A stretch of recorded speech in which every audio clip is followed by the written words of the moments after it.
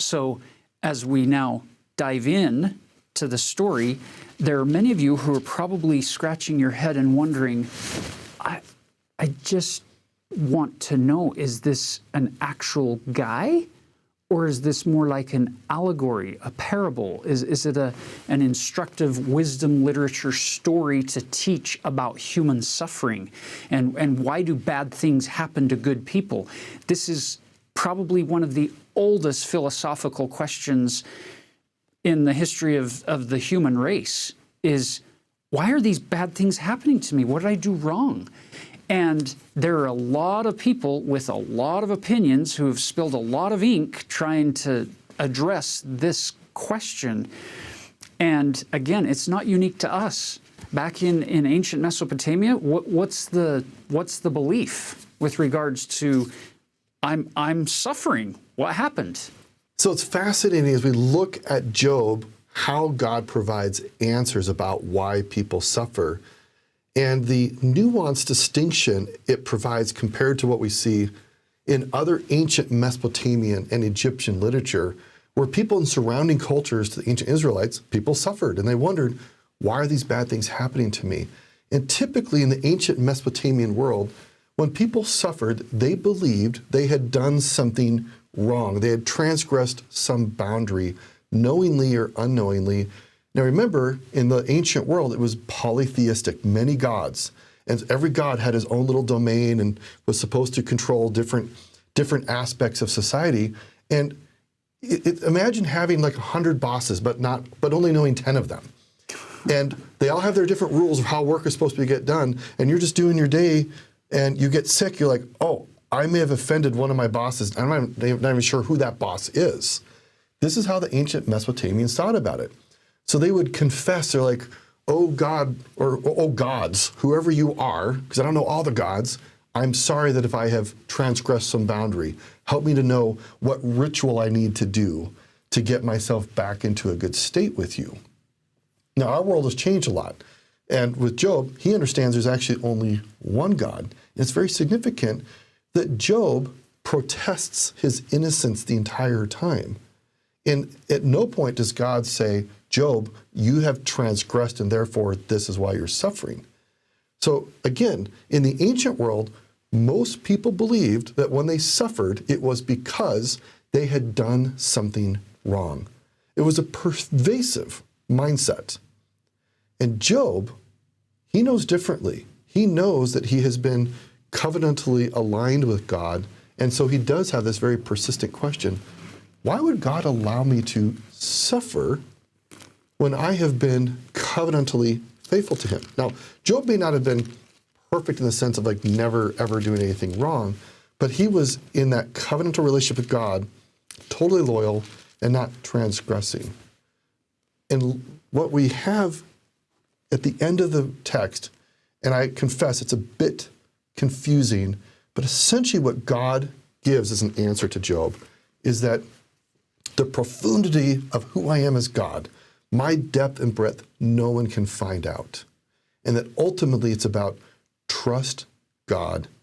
He has a plan, and he will bless all of his children who turn to him, which is quite distinct from what you get in Mesopotamia.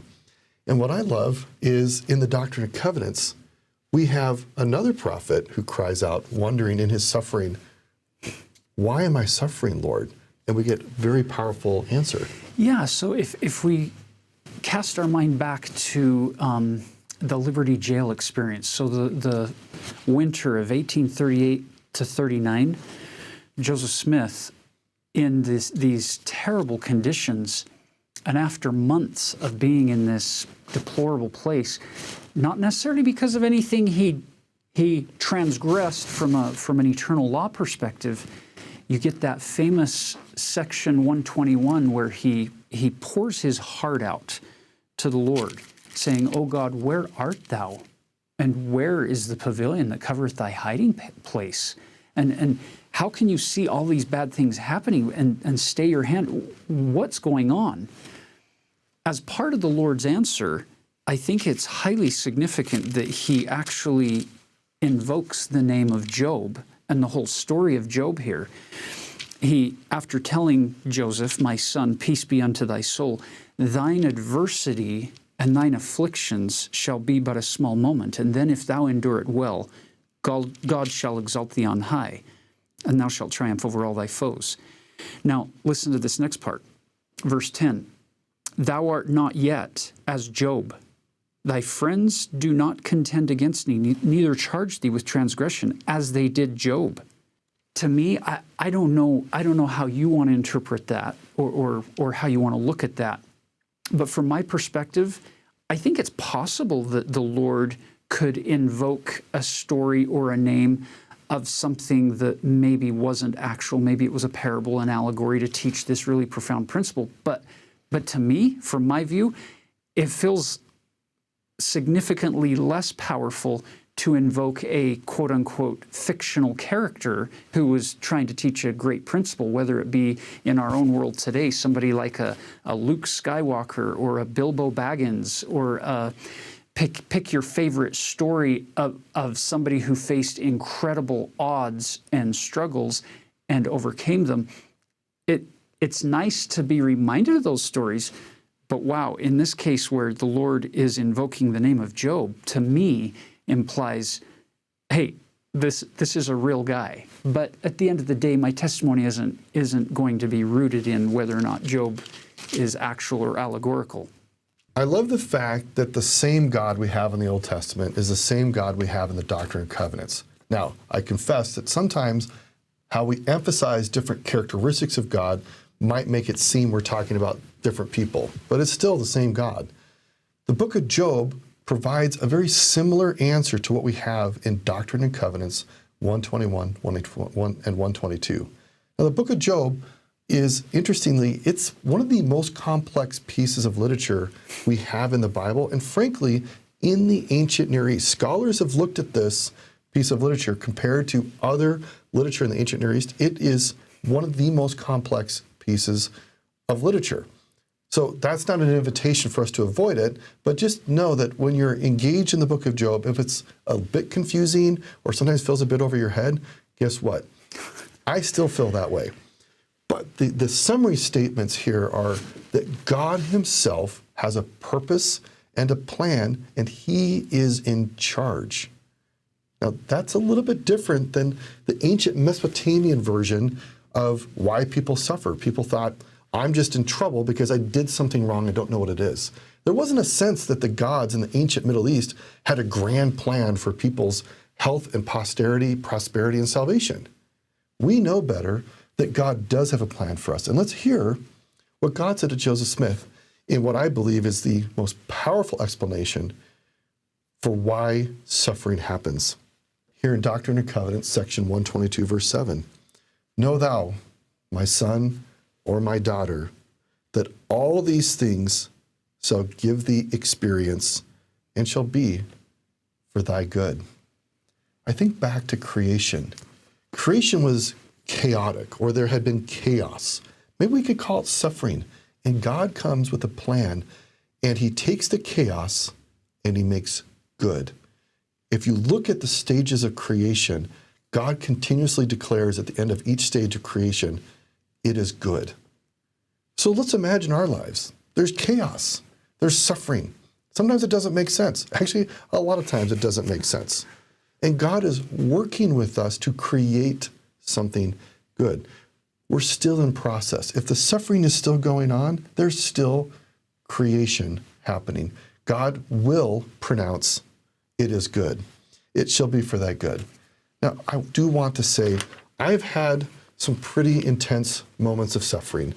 And even this very comforting phrase sometimes didn't provide all the comfort that I needed.